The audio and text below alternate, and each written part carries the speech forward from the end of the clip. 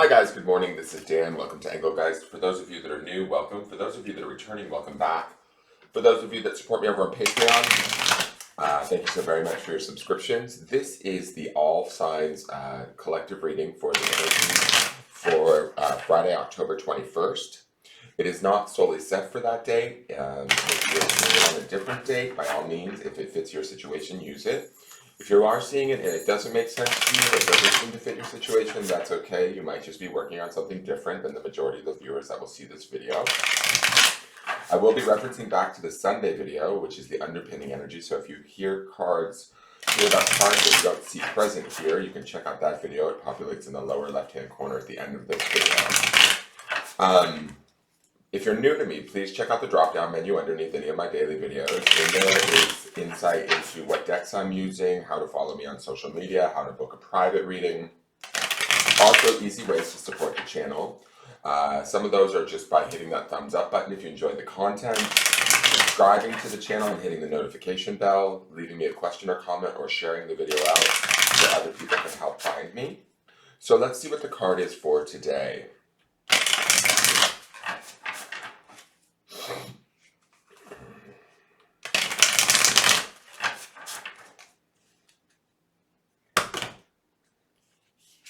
And the card for today is that Seven of Wands again.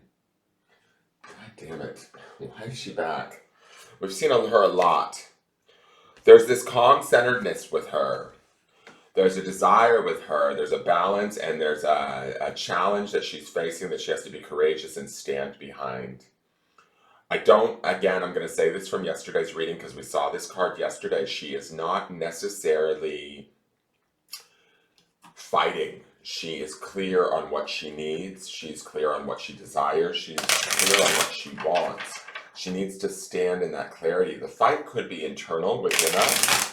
Maybe there's advice or insight being given to us from other places that isn't necessarily matching up to what we know to be true. But the Seven of Wands asks us to hold our ground, to maybe take pause, not make a quick decision yet, hold on to sort of what we know internally to be true, and stay with that, right? And have the courageousness or the courage to hold on to that in the face of what may appear to be a stressful or challenging situation. If we have indecision afloat or something to that effect, the Seven of Wands says, like, check in with yourself, your deeper self, your spiritual self, your sense of, like, knowing. That's that grapefruit above her head. I can't get away from that damn grapefruit above her head. And let that be your guide today. Don't necessarily take cues from the outside world or what the outside world needs from us or asks of us or says to us or requires of us. It's about listening to sort of our inner voice and defending that or strengthening that, standing behind that, owning that, holding it firmly in our hand as she is and standing behind the other wand, almost nurturing it or growing it. But I do get I don't know, it's this art in this card in her face. It feels like there's a peace with her, and we just need to peacefully reside in what we know to be true for ourselves, even if that feels maybe uncomfortable or that it feels challenging to do so. We might find that people don't like our truth or don't like what we desire, what our goals are, or what we're seeking, right? But we have to kind of stand firm in that. There's always a element of success to the Seven of Wands after sort of the struggle or the battle. So I think that, and I get that even more so with her because she feels so sort of at peace to me. She's kind of listening to her higher knowing and the balance of sort of what she knows in mind, body, and spirit and holding true to that today. Remember, the Seven of Wands will lead to the Eight of Wands, which is more about balance and bringing her into balance. So if we're feeling a little bit out of balance as we're trying to hold on to what we know to be true, don't worry, this too shall pass or this too shall shift, but the truth is we need to hold on to it. Underpinning this now that we're at Friday is the Two of Cups, which is one of the most romantic cards in the deck. And what I said early on Sunday is that whether you guys are involved in a romance or just learning more about yourself and deepening your connection to the self through the Two of Cups, this Seven of Wands is helping us to maybe define that, nurture that, grow that, strengthen that is my feeling. But we have to kind of touch base with it. We have to kind of be courageous enough and aware enough to sort of realize it first, then hold on to it, and then hold on to it with kind of everything that we've got. We can't like give it up for something else. Does that make sense? And so let's go to the Mystic Oracle card. Oh wow, I'll take it. It's Dragonfly and it's joy. Look at that lotus blossom opening up. Dragonfly, sometimes in Native American cultures, I believe associated with the word illusion. I've never seen it, and it's also very closely associated with spirit too in other different cultures, but I've never seen it associated with joy. But I love that. I don't know if that's a chrysanthemum I think it's a chrysanthemum, not a lotus blossom, but let's see what's going on. And we have another triangle here, guys, that we've been seeing here with this Seven of Wands. So again, a balance of the mind, body, and spirit going on here. Dragonfly Joy. This card urges you to see the joy in the world and seek your happiness. You may wish to work with this card to manifest a positive life change or help you see the light in dark times. The dragonfly is a unique insect who combines the realms of earth, from the mud in which they are born, water in which they spend their adolescence, and air through which they fly as an adult, prompting you to grasp the wonders of life from every angle. After spending much of their lives under the water in nymph form, emerging dragonflies take flight into the relatively short adult lives. This card serves as a message to find pleasure in everyday life and live for the moment. In Japan, dragonflies are considered bringers of luck and fortune, as well as symbols of victory and happiness. This card encourages you to give joy and be open to receiving joy and happiness in your life. The shadow reading. If we are closed off to joy, we become incapable of giving it to others or receiving it ourselves. An obvious shadow reading of this card would be sadness, depression, or anxiety. But another reading would be those who try too hard to make others joyful at the expense of their own happiness. Do not be afraid to take some time for yourself, and do not close yourself off to happiness. There is plenty for everyone. The correspondences are air, water, and earth, which is interesting to me because the Seven of Wands is fire, so we have all four elements at play today. Flora is chrysanthemum, so that is a chrysanthemum. Marigold, calamint, celandine, and oregano. The stones are carnelian, chalcedony, dioptase, ruby, and sunstone. And the spell work is to promote happiness, celebration of life, luck, and prosperity magic, attracting joyous events. Let's see what the clarifiers have for us.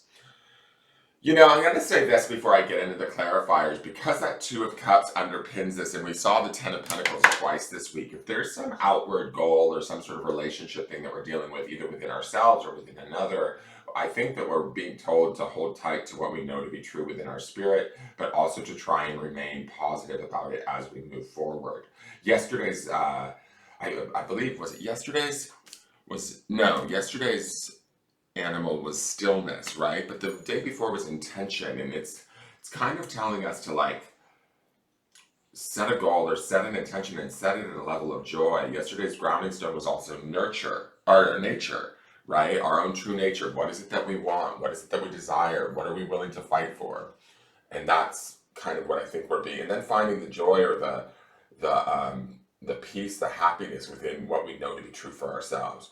So let's see, we have the Three of Cups. This would definitely be a joyous card. This is about celebration, coming together. Threes are about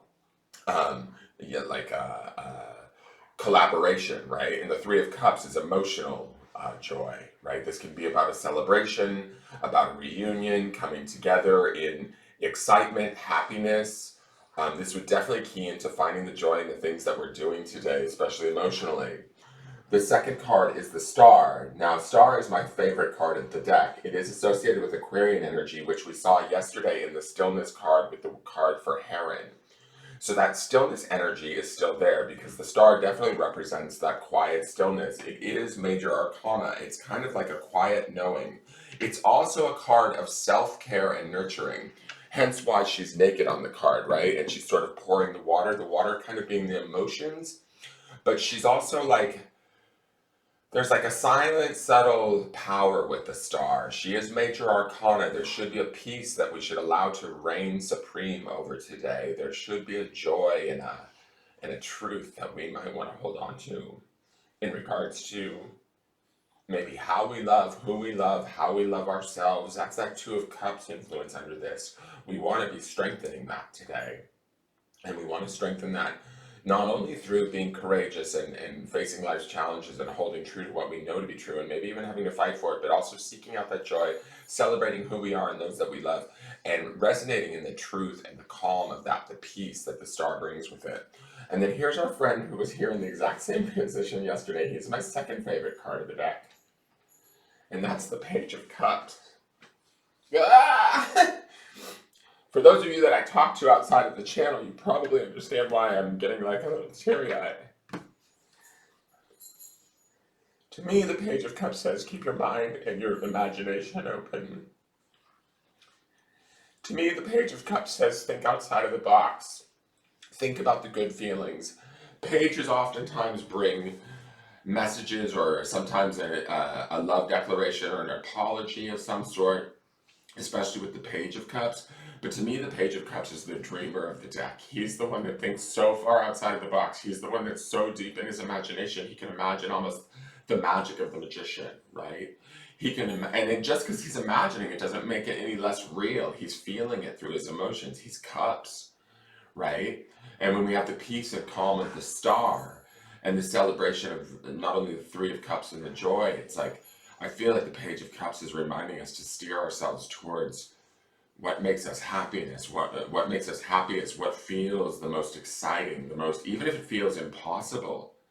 Like he's sitting there talking to a fish in a fucking cup, like he's, you know, a little off of his rocker. People might think, you know what, this isn't right, this isn't practical, these are not your droids. But the truth of the matter is the Seven of Wands says to me that somewhere deep in our spirit we know maybe these are our droids, or they're at least close to our droids or something to that effect. And that's for Star Wars fans. But you know what I mean? Like, it's about holding on to that truth and holding on tightly, defending it, and almost embellishing it through the imagination of the Page of Cups. Grounding it through the peace of the star, infusing it with the celebration of the Three of Cups and the joy of Dragonfly. And remember, Dragonfly, although it's associated with joy here, it's also very much associated with good luck in Japan, like the reading said. And it's also associated with spirit. So invite spirit in. We did see the angel grounding stone this week too. Just because we saw it on one day doesn't mean we can't invite our spirit guides, a higher power, our angels, our God to come in and help us if we're having a hard time attaining this peace or this centeredness. This star card is going to be, to me, a very quiet, centered, calm voice that needs to come in, that we need to listen to, and then from there we need to seek the happiness and the imagination of these cups cards on either side of it. Let's go to the grounding stone. This is just an energy or an idea or something that we may want to ground in during the day. Okay, let's do it. I don't even know that this is an actual stone, but it's real sparkly and pretty, so I like it. And the word is peace. And that's the peace that I see on the face of her in the Seven of Wands.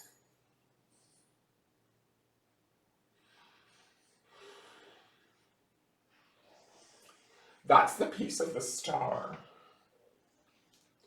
Even the Page of Cups, he kind of has his own peace in his own imagination and his own, like, you know, like all the rest of the tarot would tell the Page of Cups he's crazy. He's oftentimes associated with the sign of Pisces, and I'm a Pisces, and that might be why I'm crying, but, you know, they oftentimes will tell him he's crazy, but he sees things just through a different lens. And maybe more childlike lens, or a lens of more opportunity, and whether those opportunities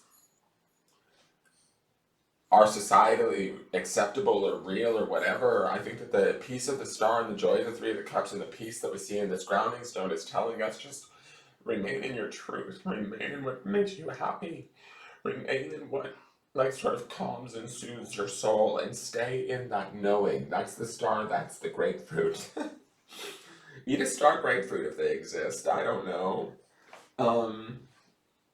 But I think that today is a magical day if we can keep focused on positive and what brings us the most happiness, even if it, I don't want to say if it seems impractical, but if it maybe seems even slightly out of reach. Maintain peace around it, center in that, ground in that, and move your way towards it.